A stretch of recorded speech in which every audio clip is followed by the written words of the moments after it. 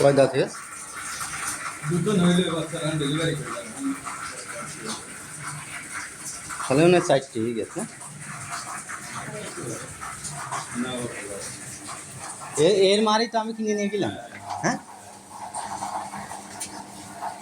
এখন প্রেগনেন্ট কতদিন? এখন প্রেগনেন্ট আসলে প্রায় 6 মাস। দুধ আছে নাকি এখন? হ্যাঁ হ্যাঁ, হ্যাঁ এখন দুধ আছে কতটুক? এখন দুধ আছে মানে 16 কেজি। 16টা। আর বাচ্চা ছোট থাকতে কতটুক পাইছে?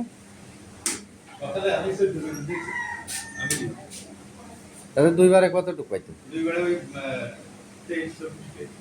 তাই না? এর মান নিয়ে গেছিলাম আমি কত দিয়ে জানো?